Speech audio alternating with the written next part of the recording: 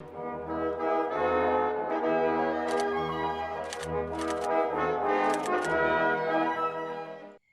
everyone. Here we are today to discuss the central idea of the poem, The Road Not Taken by Robert Frost. The Road Not Taken is a narrative poem by Robert Frost in which he speaks both literally and figuratively. The central theme of the poem is the divergence of paths. Interpretation of the same can be complex as well as divergent.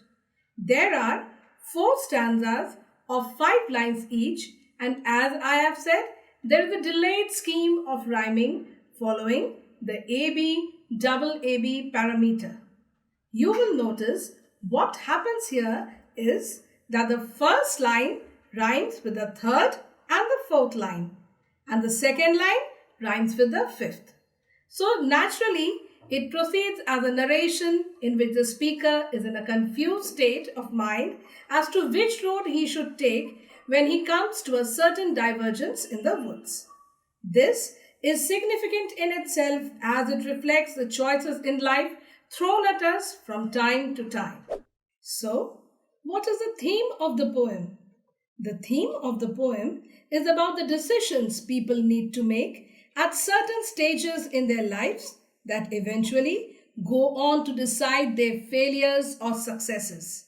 It could also be construed that the unusual, whatever is off the beaten track, proves to be quite the revolutionary way forward, providing unusual and perhaps better results for the future.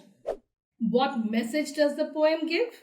The message is loud and clear in itself, as to be boldly decisive in contrasting circumstances and agree with the consequences of your decisions taken.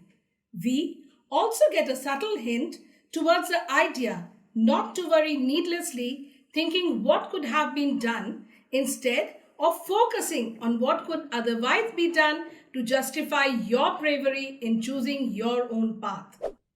As you can see, this poem consists of 4 stanzas of 5 lines each.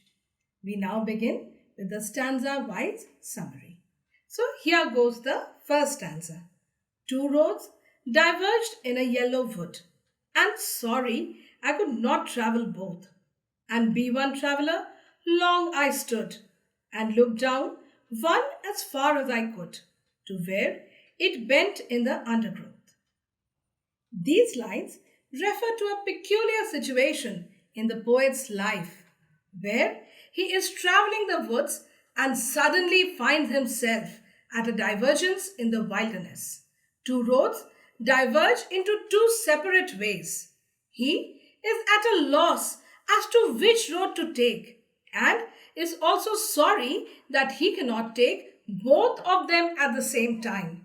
He looks on to the possibilities that appear upon both the ways for a long time at the bend. Moving on to the second stanza, then took the other just as fair, and having perhaps the better claim, because it was grassy and wanted wear, though as for that, the passing there had worn them really about the same. The poet chooses the road that is less travelled as he can eke it out from it being less worn than the other. This he finds out from the leaves that are strewn upon, as he can see that they have not yet been trampled upon and are not yet blackened. The poet seems to have an independent spirit and refuses to follow the crowd. Now comes the explanation of the third stanza. And both that morning equally lay, in leaves no step had trodden black. Oh, I kept the first for another day. Yet, knowing how way leads on to way, I doubted if I should ever come back. On that very morning, there was probably no one who had yet taken either road. This the poet deduces, observing the undisturbed leaves that lie upon the roads. The poet also doubts his decision as he knows very well that one path leads to the other and he might never have the opportunity to travel the other one. And here we are with the explanation of the last stanza.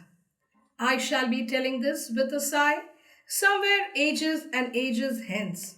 Two roads diverged in a wood, and I took the one less travelled by, and that has made all the difference.